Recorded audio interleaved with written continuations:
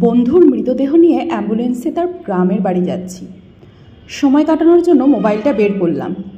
ঠিক সেই মুহূর্তে আমার মোবাইলে একটা মেসেজ এলো। আমার সামনেই প্রিয় বন্ধু চিরনিদ্রা গ্রহণ করে নিথর হয়ে পড়ে আছে। মেসেজ করেছে অবন্তী। চেক করে দেখি নাম্বারে প্রায় 10-12টা মেসেজ করেছে। সম্ভবত মেসেজের শব্দ সংখ্যার লিমিটের কারণে বারবার মেসেজ করেছে। আমি সবগুলো একসঙ্গে পড়লাম। ফাহাদ, আমাকে মাফ করে দিও। যে বাবার চোখের দিকে তাকিয়ে কোনোদিন কথা বলতে পারেনি, সে বাবা যখন সেদিন অসহায়ের মতো আমার সামনে দুটো হাত জড়ো করে কান্না করলো, তখন বাবার সেই ভালোবাসার কাছে তোমার আমার ভালোবাসা হার মেনে গেছে। আর তাই আজ 11 দিন ধরে আমি অন্য মানুষের স্ত্রী।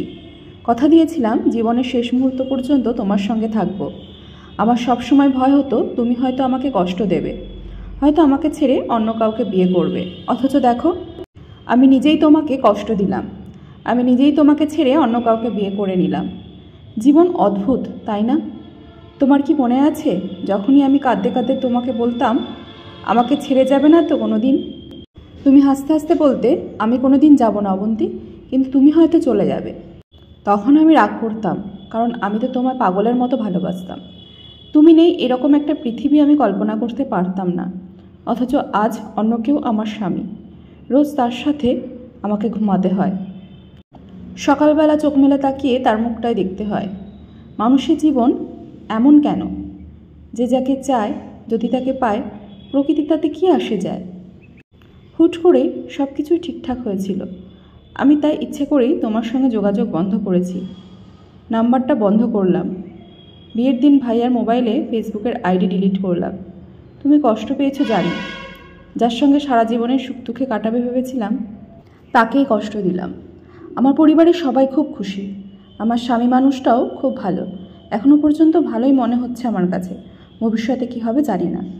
তোমার কি আমাদের সেই প্রথম দেখা করার কথা মনে আছে? সেটাই প্রথম ছিল, আর ওটাই যে শেষ দেখা হবে কোনোদিনও ভাবিনি। আসলে মানুষের চিন্তার বাইরেও তো কত কিছু ঘটে, তাই না? সেদিন তোমার সাথে 3 ঘন্টা ছিলাম, তাই না? অথচ 3 ঘন্টার মধ্যে আমরা কেউ কাউকে স্পর্শ করলাম না। কিন্তু যখন তুমি আমাকে রিকশায় তুলে দিলে, তুমি তোমার হাতটা বাড়িয়ে দিলে, তখন প্রথম তোমার হাতটা স্পর্শ করলাম। বিশেষ করো সেদিন আমার কিছুতেই ছাড়তে ইচ্ছা করছিল না। রিকশা ছেড়ে দিল, আমিও ছেড়ে দিলাম তোমার হাতটা। আমার ভালোবাসা, আমার স্বপ্নটা। তোমার ঘরে আমার জন্য কিনে রাখা শাড়িগুলো নিশ্চয়ই এখনও আছে। আচ্ছা, আমি তো এখন তোমার নই।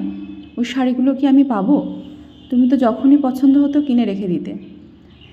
আমি বলতাম বিয়ের পরে সবগুলো একসঙ্গে নেব। আজ আমি বিবাহিতা, কিন্তু স্বামী তুমি নও। এমন স্বপ্ন তো দেখিনি কোনো দিন। নিজের পছন্দের একটা মেয়ে বিয়ে করে নিও, তারপর সবগুলো শাড়ি তাকে দিয়ে দিও। মেয়েরা শাড়িটা কতটা পছন্দ করে তুমি কি জানো? তোমার স্ত্রীকে যখন দিবে তখন উপলব্ধি করে নিও। তোমার সাথে অনলাইনে পরিচয়, তাই সিদ্ধান্ত নিয়েছি এই জীবনে আর কোনো দিন অনলাইনে যাব না।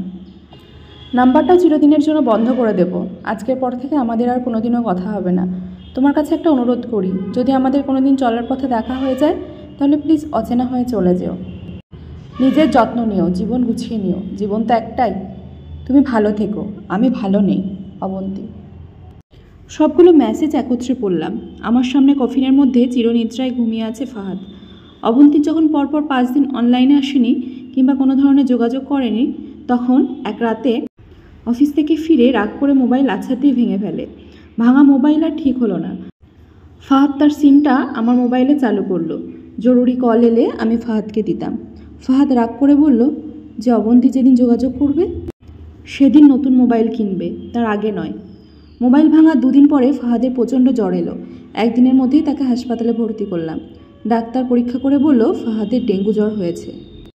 তবে চিন্তার কিছু নাই, ডাক্তারের কথা বিশ্বাস করেছিলাম। কিন্তু ডাক্তার তো সব কিছুর খবর জানেন না। যিনি জানেন তিনি হচ্ছেন সৃষ্টিকর্তা। তিনি ফাহাদের এই জ্বরকেই মৃত্যুর উছিলা করলেন। যে ডাক্তার বলেছিলেন চিন্তার কিছু নাই, সেই ডাক্তার নিজেই আজ সকালে ফাহাদকে মৃত ঘোষণা করলেন। ফাহাদের আর জানা হলো না অবন্তীর বিয়ের কথা। আমি অনেক ভেবে সিদ্ধান্ত নিলাম যে অবন্তীকেও ফাহাদের মৃত্যুর খবরটা জানাবো না। অমতিন যদি সত্যি সত্যি তার অনলাইনে না আসে আর পুরানো সিমটা ব্যবহার না করে, তাহলে ফাহাদের মৃত্যুর খবর সে জানবে না। কী লাভ সদ্য সংসার জীবন শুরু করা ওই মেয়েটাকে কষ্ট দিয়ে? তার চেয়ে বরং ভাবুক ফাহাদও হয়তো ভালো আছে। কোনো একদিন শাড়ি পরতে গিয়ে অবন্তী হয়তো মনে মনে ফাহাদের কথা চিন্তা করবে। সে ভাববে ফাহাদের কেনা সবগুলো শাড়ি বোধহয় তার স্ত্রী পরে রোজ ফাহাদের সামনে আসে, কিন্তু ফাহাদ সাদা কাফন পরে কবরের যাওয়ার খবরটা না হয় তার অজানাই থাকুক। আমি ফাহাদের সিম থেকে অবন্তীর নম্বরে একটা মেসেজ দিলাম, আমার জন্য ভেবো না, স্বামীর সঙ্গে মানিয়ে নেবার চেষ্টা করো, বিবাহের বন্ধন সবচেয়ে বড় একটা বন্ধন, ভালো থেকো, ভালোবাসা। অবন্তী রিপ্লাই দিল, এত সহজে ক্ষমা করার জন্য ধন্যবাদ, আর মেসেজ দিও না, বিদায়, চিরবিদায়। মোবাইল পকেটে রাখলাম। অ্যাম্বুলেন্স ততক্ষণে ফাহাদের বাড়ির সামনে এসে গেছে। কফিনে রাখা ফাহাদকে নেবার জন্য সবাই দাঁড়িয়ে আছে। আমি ফাহাদের কফিনটা স্পর্শ করে বিড়বিড় করে বললাম, তোর সঙ্গে আর কোনোদিন একই গাড়িতে চড়া ভ্রমণ করা হবে না। আজই তোর আর আমার একসঙ্গে ভ্রমণের শেষ দিন। পুরো একটা জীবন পার হয়ে যাবে, কিন্তু আমাদের আর একসঙ্গে থাকা হবে না। বিদায় বন্ধু, বিদায়।